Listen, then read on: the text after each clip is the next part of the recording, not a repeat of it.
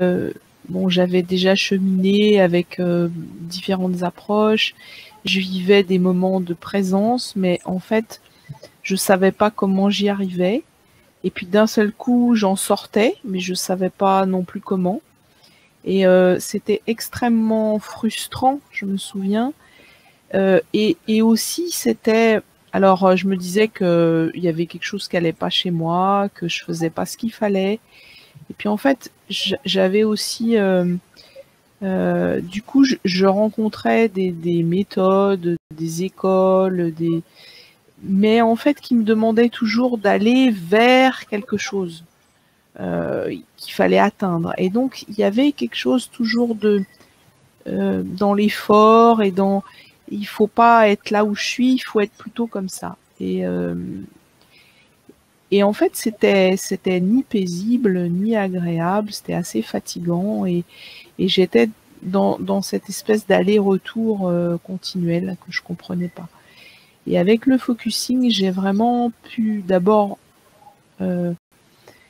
voir tous ces mouvements à l'intérieur de moi et puis savoir qu'il y avait un chemin, en fait, qui est pas si compliqué que ça pour revenir en présence. Bah, il suffit d'une certaine façon d'observer ce qui se passe en moi, ce qui surgit, ce qui réagit, ce qui me touche, etc. Et à un moment donné, en me mettant dans cette façon d'observer ce qui vient en moi, je vais revenir en présence. Donc il y a un chemin, et ça c'est vraiment bien d'en avoir conscience. Et puis surtout, c'est beaucoup plus respectueux et bienveillant. Hein. Dans d'autres témoignages, il y a eu ce mot bienveillant qui est revenu aussi. Parce que je peux être vraiment bienveillante avec moi-même et c'est ok, pour l'instant je suis en colère, et ben il y a de la colère en moi, je peux rester un peu avec ça, écouter, ressentir ça dans mon corps et en même temps sentir qu'il y a la colère à un endroit, mais il y a aussi la présence qui peut être là aussi. Et ça donne, enfin pour moi, ça m'a donné une très grande sécurité intérieure en fait, de réaliser tout ça. Ça a été vraiment précieux pour moi parce que je pense qu'avant, j'avais tout le temps peur en fait. Et y compris, bon moi je donne des cours de yoga. Quand j'ai commencé à donner des cours de yoga, c'était un calvaire, quoi. D'être face à des gens pour enseigner quelque chose, c'était vraiment très dur pour moi. Et parce que ça faisait ressortir toutes mes peurs et du coup, j'avais tendance à comme me blinder. Mais du coup, en faisant ça, ben je peux pas non plus faire goûter aux gens ce que j'ai envie de leur faire goûter. Je peux pas être disponible pour eux. Je peux pas.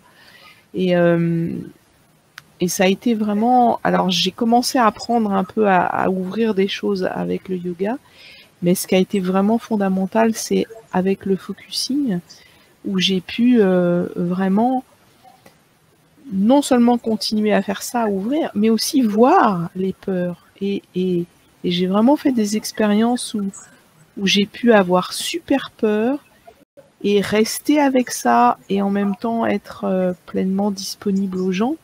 Et je continue vraiment à expérimenter ça dans la posture de transmetteur, hein, quand on co-anime des sessions avec Pascal ou qu'on fait des stages avec Coralie.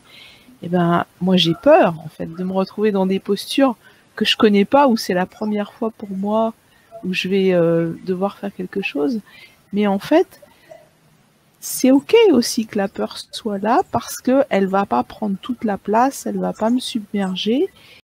Et je vais pouvoir rester avec et continuer à la sentir et en même temps être disponible pour ce que j'ai à faire moi et être disponible pour ce que j'ai à faire avec les autres personnes et pour pouvoir les percevoir et être à leur écoute.